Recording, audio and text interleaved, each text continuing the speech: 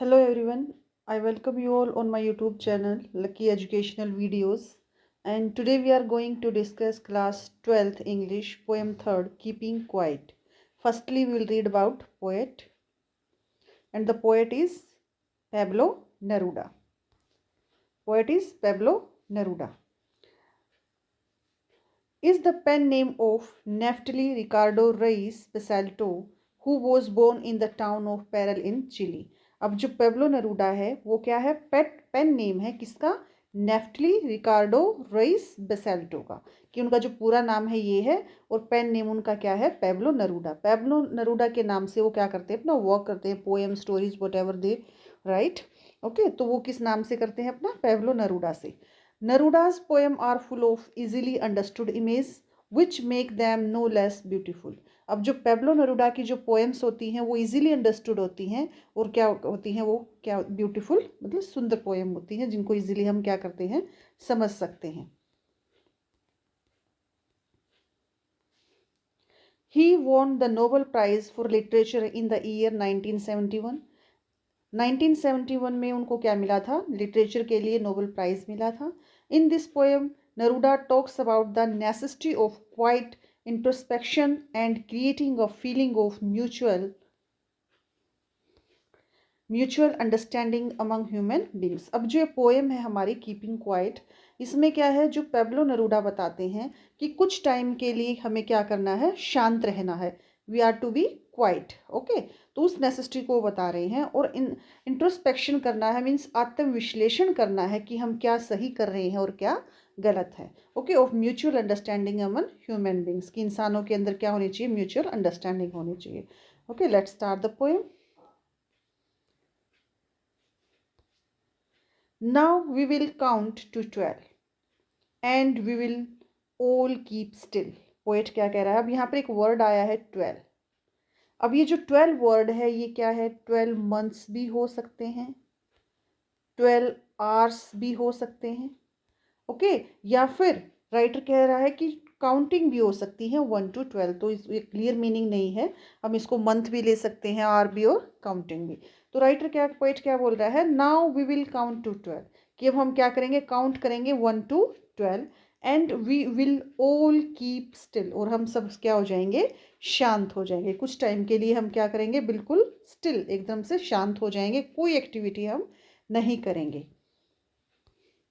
For once on the face of the earth, let's not speak in any language. Let's stop for 1 second and not move our arms so much. अब poet क्या कह रहा है कि for one on the face of the अर्थ, कि पहली बार अर्थ पर ऐसा होगा, let's note speak in any language, कि हम कोई भी लैंग्वेज, कोई भी भाषा यूज़ नहीं करेंगे। अब यहाँ पर जो लैंग्वेज है वो एज अ बैरियर उसको यूज़ किया गया है, क्योंकि कोई स्पेनिश बोल रहा है, कोई फ्रेंच, कोई इंग्लिश, कोई हिंदी। ओके, तो ये क्या है, एक तरह से ह्यूमन बींग को डिवाइड कर रहे हैं। तो उन्होंने क्या कहा, अगर हम सब क्या हो जाएंगे, चुप हो जाएंगे, कोई भी लैंग्वेज हम यूज़ नहीं करेंगे, then we will all be human beings, कि हम सिर्फ ह्यूमन बींग्स से एक जैसे हैं सब, हम एक दूसरे से अलग नहीं हैं। That's why he is saying that we are to be quiet for some time, कि कुछ टाइम के लिए हमें क्वाइट रहना है। लेट्स स्टॉप फॉर 1 सेकेंड, कि चलिए कुछ सेकंड के लिए हम बिल्कुल चुप हो जाते हैं। And not move our arms so much, arms यहाँ पर वेपन्स हैं, कि अपने जो वेपन्स हैं उनको हम यूज़ नहीं करते हैं। अब यहाँ पर हम पोएटिक डिवाइसेस भी देखते हैं कि कौन कौन सी पोएटिक डिवाइसेस यहाँ पर यूज़ हुई हैं।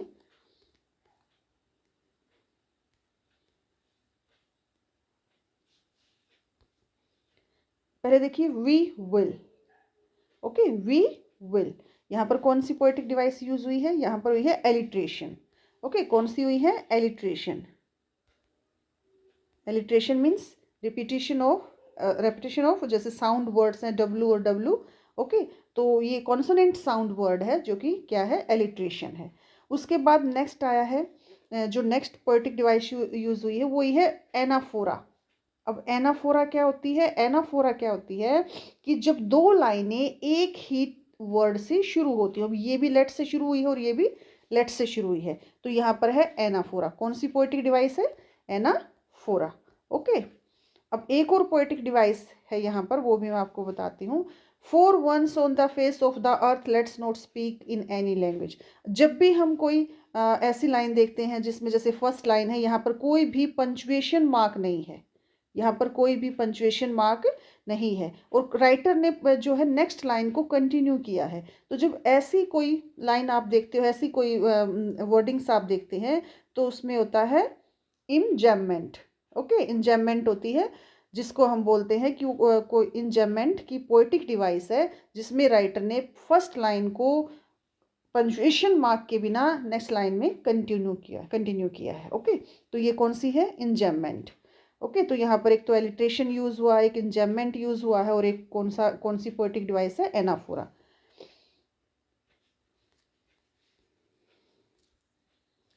Now let's see the next paragraph. It would be an exotic moment without rush, without engines. Would all be together in a sudden strangeness. अब पोएट क्या कह रहा है कि जब हम सब क्या हो जाएंगे, बिल्कुल शांत हो जाएंगे, we will not use any language, we will not do any activity, and we will not use our weapons. तो ऐसा मोमेंट क्या होगा? एक्सोटिक मोमेंट होगा। Exotic means strange, extraordinary. Okay, तो एक अलग ही मोमेंट होगा जिसमें क्या होगा? विदाउट रश, कोई रश नहीं होगा, कोई भागम दौड़ नहीं होगी। विदाउट इंजन्स, कोई मशीनें यूज नहीं होंगी। We would all be together, और हम सब क्या होंगे? एक साथ होंगे। इन अ सडन स्ट्रेंजनेस, और क्या होगी? एक स्ट्रेंज चीज़ होगी जब सब क्या होगा? सब कुछ शांत होगा, कोई मशीन नहीं होगी, कोई भागम दौड़ नहीं होगी, ठीक है, कोई अपने वेपन्स यूज़ नहीं करेगा, nobody will use any language. तो कैसा मोमेंट होगा? वो एक्सोटिक मोमेंट होगा। ओके, तो यहाँ भी जो पोएटिक डिवाइस यूज़ हुई है वो मैं आपको बताती हूँ। एक तो हुई है रेपिटेशन, जैसे विदाउट और विदाउट, ये वर्ड 2 टाइम आया है, तो ये क्या है? रेपिटेशन पोएटिक डिवाइस है। नेक्स्ट है वी वुड, यहाँ पर फिर से एलिट्रेशन आ गया है। ओके, और सडन स्ट्रेंजनेस, यहाँ पर कौन सी आ गई? फिर से एलिट्रेशन आ गया है। ओके, और यहाँ पर इंजैममेंट भी है, जैसे देखो यहाँ पर कोई भी क्या नहीं है? पंचुएशन मार्क नहीं है, और राइटर ने इसी लाइन को आगे कंटिन्यू किया है। ओके, तो ये भी इंजैममेंट भी है। Let's see the next paragraph.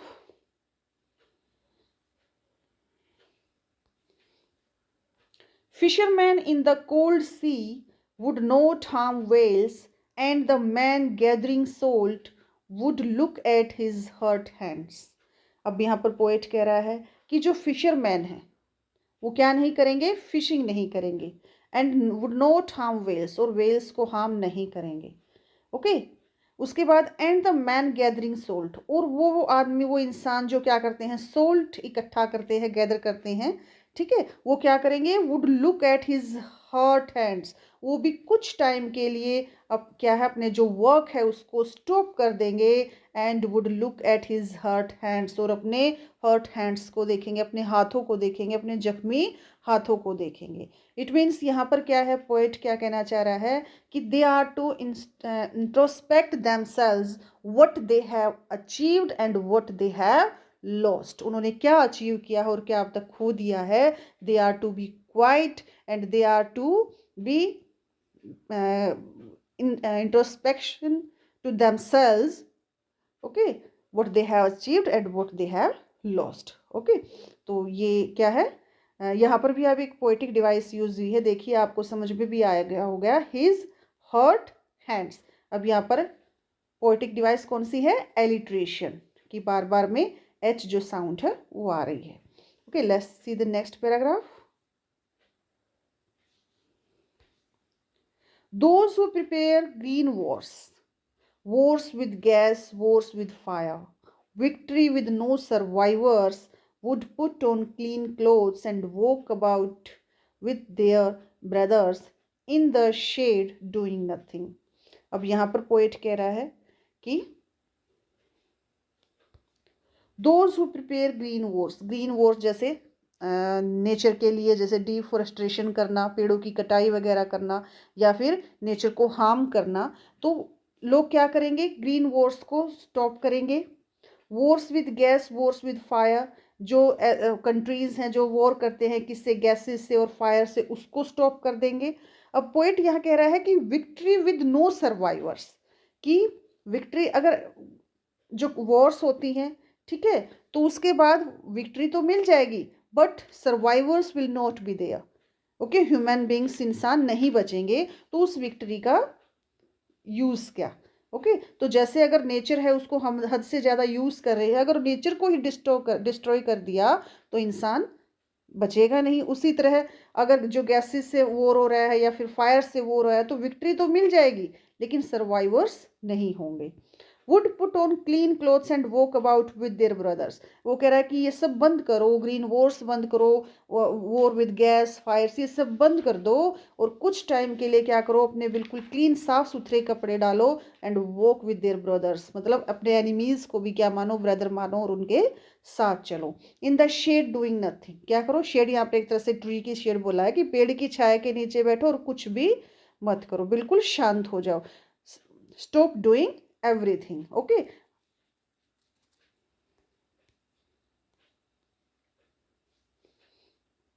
अब यहाँ पोएट बार बार बोल रहा है stop doing everything, don't do anything, कुछ भी मत करो।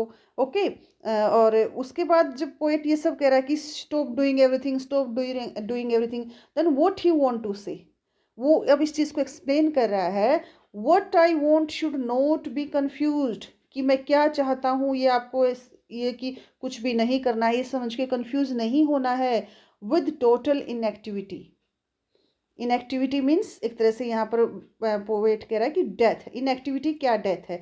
ही is not saying that you are to sit idle, कि ये नहीं कह रहा है कि आप कुछ भी मत करो बस निठल्ले बैठ जाओ। ही is not saying anything, okay, ऐसा कुछ नहीं बोल रहा है। He is saying that not doing anything means inactivity, means अगर आप कुछ भी नहीं करोगे तो एक तरह से डेथ है वो सब।